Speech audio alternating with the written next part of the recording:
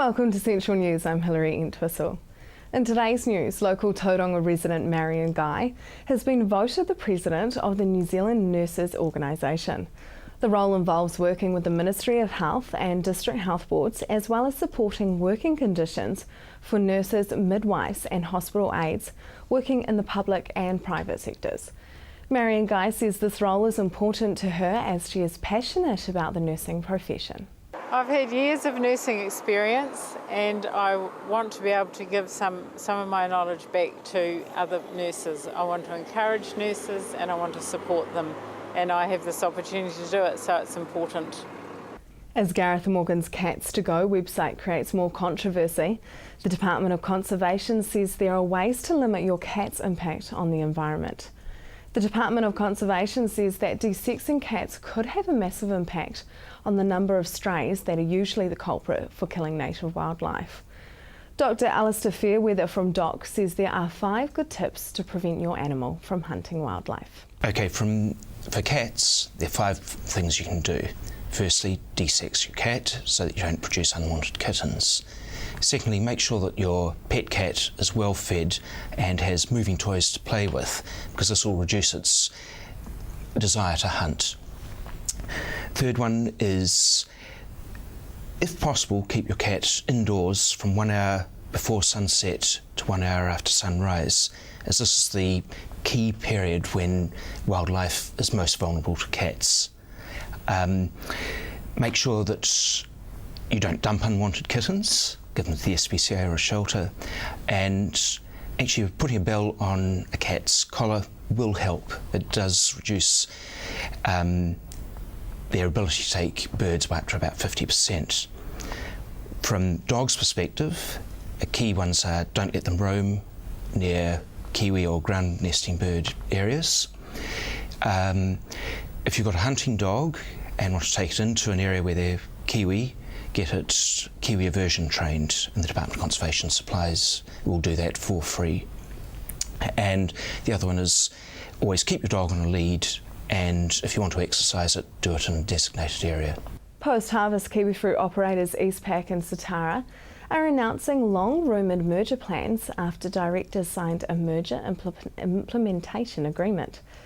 The 2 companies are obvious merger partners, says Chairman Ray Sharp and Hendrik Peters. Shareholders will be sent merger information packs, including a chairman's letter, the investment statement and amalgamation proposal for the upcoming shareholder meetings, which will take place in late February.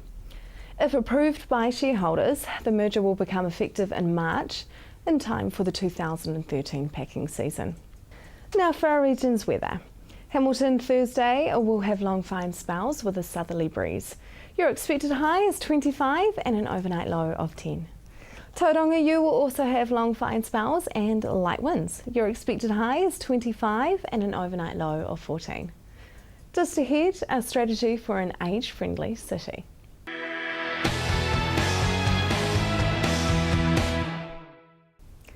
Welcome to Central News on TV Central. Tauranga will be a national first when it implements its age-friendly strategy. But before that happens, the Tauranga City Council is holding community workshops and an online survey to hear from residents what they think would make a city age-friendly. The aim of the age-friendly survey is to identify issues faced by older people living in Tauranga to inform the development of the draft development strategy. Rochelle, what is the aim of the age-friendly strategy? We're going to do the workshops throughout the city. There's going to be 7 free community workshops in various locations where older people, there's a lot more older people living in those suburbs, to make it easier for people to get to them. And when and where are those workshops going to be held? Arataki, Papamoa, Greerton, Otamotai, Central Tauranga, Bethlehem. What is the Tauranga City Council actually hoping to get out of the workshops and the survey? What we want to do is hear directly from residents about the issues faced by older people to help inform the development of the draft age-friendly city strategy. When are you hoping that the age-friendly strategy will actually be available to Tauranga? Well, following the community workshops, what we'll be doing is developing the age-friendly city strategy. We'll be putting that out for public consultation in around about April of this year, and following feedback on that and edits, we'll then be hoping to produce the final strategy about mid-year. What is hoped that will come of the strategy? That will deliver actions to deliver an age-friendly city. So from identifying issues that are faced by older people, these action plans that will be developed by a number of agencies, including the council and the community, it'll be about delivering those actions. The council is actually working in partner with a number of organisations. Yes, the council's working with a number of agencies. We are leading the project, but we're working with agencies such as Age Concern, the District Health Board, Parafed, Waikato University, an independent researcher from Super NZ too. Why does Tauranga need this strategy? Well, as with other cities throughout the world, our population is ageing, so really to meet the needs of our population here in Tauranga. Angela, there's a perception that Tauranga is a retirement capital of New Zealand. Is there statistics to back that up? Well, it's certainly a lovely place to retire to, but really this is a global issue. So Tauranga, as well as other cities in New Zealand and around the world, are facing an ageing population. Is there any other city in New Zealand that's doing this? No, we are the first to take up the challenge, so we're very proud to be leading in this project. What actually makes an age-friendly city? Well, it needs to be inclusive and accessible for older people. Those are the two key things. Why do we want people to age in place? Well, I think probably, if you think about it, it's much nicer to remain in your own home with your family and friends and community around you. And people do live longer and are definitely happier if they are in their own homes, and makes it as well supported by their community. What are the environmental and social factors that contribute to active and healthy ageing? Well, there are quite a lot, but I think at the base is really having affordable housing, affordable accessible housing, which is not always the case. They need health care and support services available. Adequate finance, of course. None of us can manage without having enough to live on. But they do need cultural and social amenities. Now, just because you're 80, 90 or even more, which we are living longer now, these amenities must be available for people. And then they'll need transport to get to them, so access is important. I did see a lovely lady on her scooter this morning going uphill with a little dog at her feet, and I thought, great, she's really getting out and enjoying things, and I'm sure we'll have the support of her neighbours. How does a community ensure that there is respect and social inclusion of the ageing population? Just one word sums it up: attitude, change of attitude.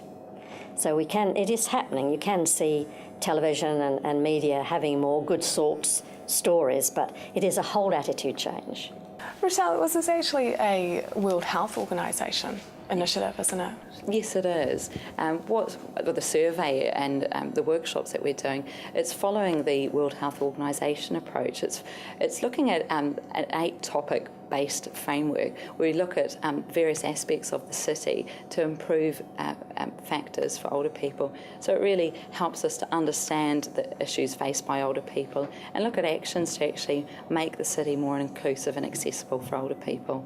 So things like having adequately signposted places, having sufficient public toilets, having adequate seating available in parks and streets and public places, and just really making things work a lot more easier for people to get out and about and encourage that. And I mean, because that potentially could benefit the whole community. Yes, it does by default, and everyone ages, don't they? And our circumstances changes over time, so yes, everyone indirectly does benefit. A copy of the online survey and a timetable of the workshops can all be found at the Tauranga City Council's website, tauranga.gov.nz. Coming up, we find out about the People's Inquiry.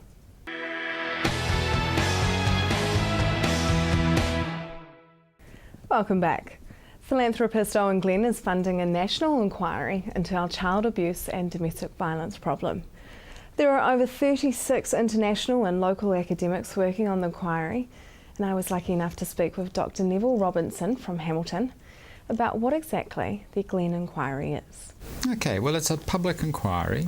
We're interested in talking to all sorts of people in the community, addressing the issues of child abuse and domestic violence. And our kind of overarching question is, if New Zealand was leading the world in addressing child abuse and domestic violence, what would that look like? That's our kind of overarching question. So who created this project and how did it begin? Yeah, Owen Glen, successful New Zealand businessman, spent much of his career overseas at a stage of his life where he wants to put something back into the community in which he grew up in. And so he has set it up, he's funded it, set up a secretariat, and this inquiry is going to unfold over the space of some months. So what are the main principles of that Glen Inquiry? There's quite a number of principles. One is that it's client-centred and evidence-based. So we're really interested in talking to people who have the life experience that's involved domestic violence. Perhaps they've been up against the wall, perhaps they've seen their parents abusing violence, perhaps they are perpetrators of violence who have looked at reassessing their attitudes and values. So we really want to talk to those people. We want to talk to, and we want to talk to workers who work with those people. So it's got to be comprehensive. Another of the principles is that it's important that we are faithful to the spirit and intent of the Treaty of Waitangi. And that's not just a matter of political correctness, because the reality is that many of our institutions that deal with domestic violence derive from British traditions. You look at the police, you look at the courts, very British oriented. And those systems have not worked well for Māori. And in fact, one of the things that they have done is really undermine some of the really healthy whānau and hapu mechanisms that were very protective of women and children. And so we really must make sure that our systems and processes and institutions are responsive to the needs and aspirations of Māori. So theoretically you're looking at a different model for Māori and a different model for Pākehā? Well, yes and no. Fundamentally, the dynamic of domestic violence and child abuse is pretty universal. It's about power and control. It's about the assumed belief in entitlement of big people to push around small people. It's about the presumed superiority of men. So in some ways the models are the same. But on the other hand, the ways of responding and engaging people will differ enormously. So you could imagine across various religious groups and ethnic groups and the like, we need to have services that people feel welcomed into, where people feel respected, where people feel understood. So some of the responses to family violence and child abuse will need to be context specific. Will you look into some of the Asian communities as well? I mean, because there's a high immigration rate. Absolutely. I think it's really important that we address the increasing diversity of people in Aotearoa. I mean, where does New Zealand child abuse statistics stand? Are we not so good?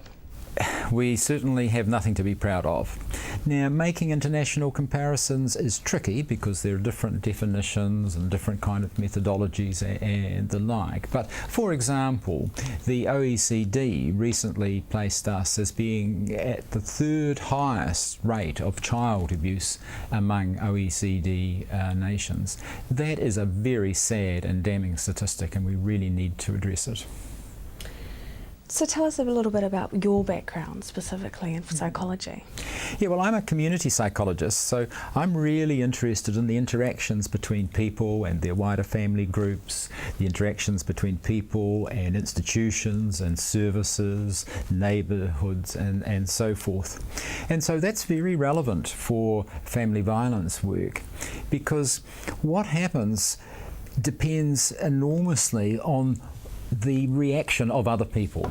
So you have the people who turn a blind eye, who see the black eye, don't ask questions, the police officer who perhaps minimises the violence. Those are really powerful signals about this is not a public issue, this is a private issue, this is not something that's important. On the other hand, neighbours who gather around, who stand up to the abuser, who provide support, services that come in and ask the right questions, they can make an enormous difference. And so I'm really interested, and the Glen Inquiry is really interested, in that interaction between victims and services, perpetrators and services, and not just formal services, but neighbourhoods, neighbours, friends, the school secretary, the dentist, anybody can be in the position of making a pivotal difference if they take the issue seriously, if they show an interest, if they ask, if they offer support. If they don't do those things,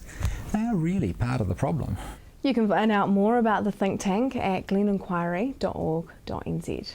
Just ahead, the roaring summer trade in the Bay.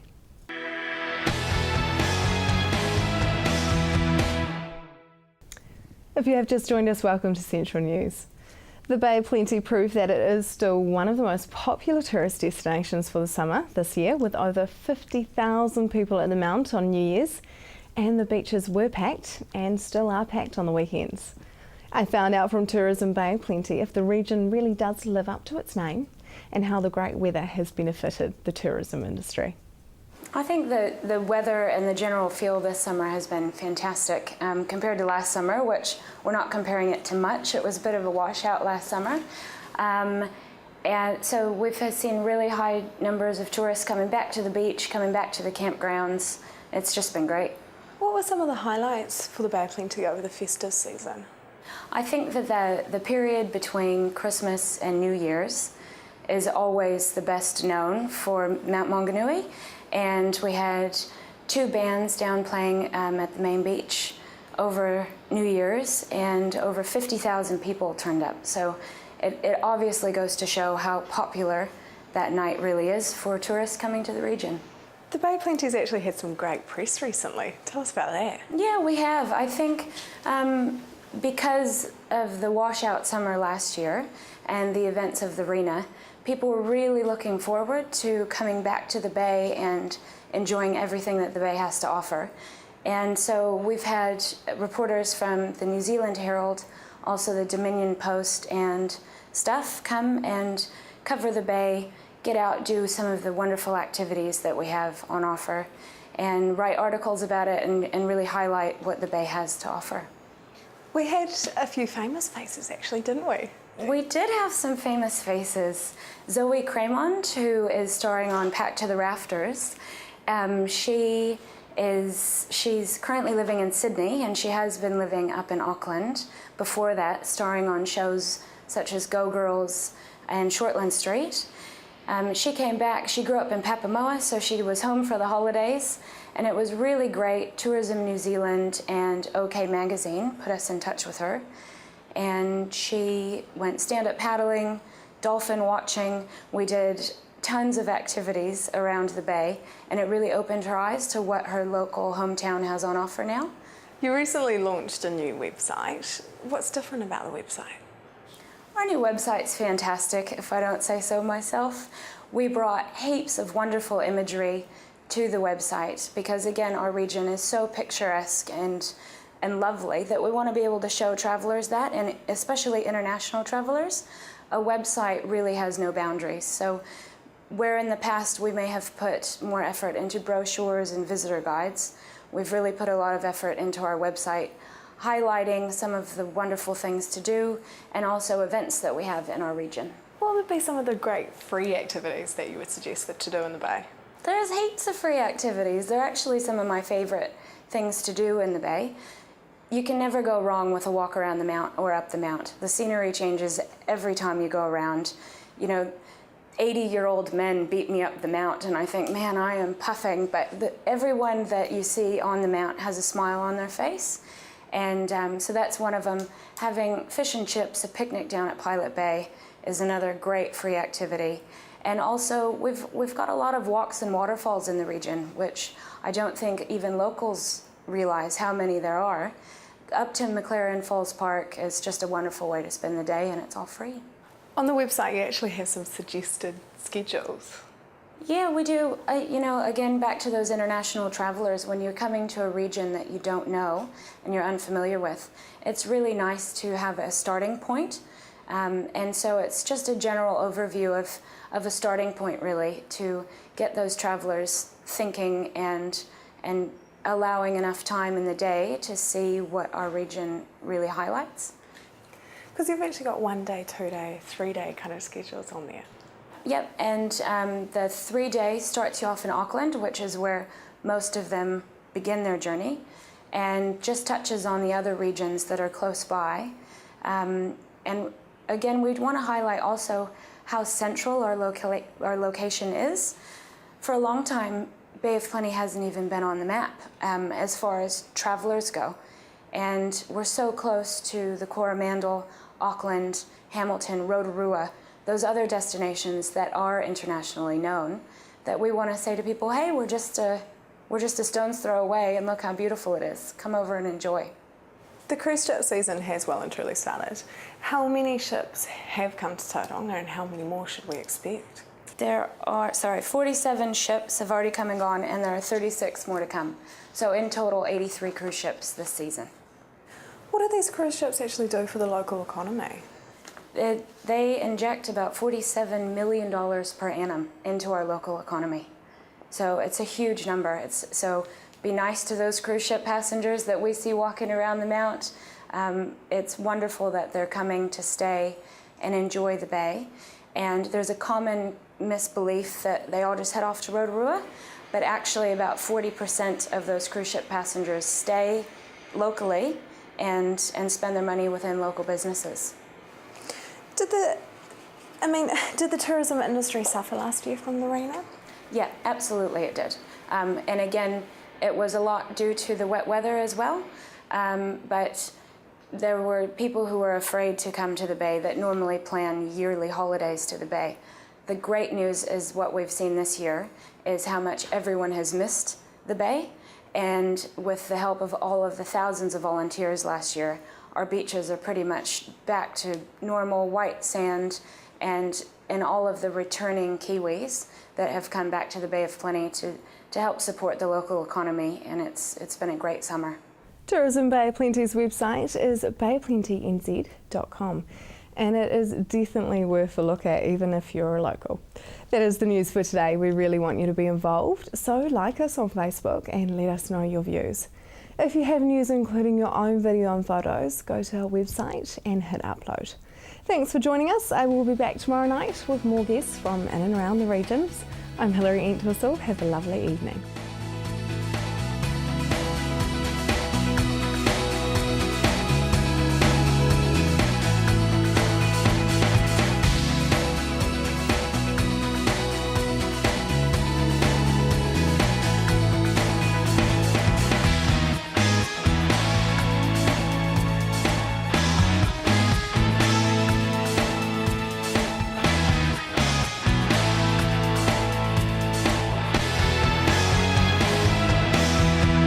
This has been an Alpha Media production, a division of Television Media Group.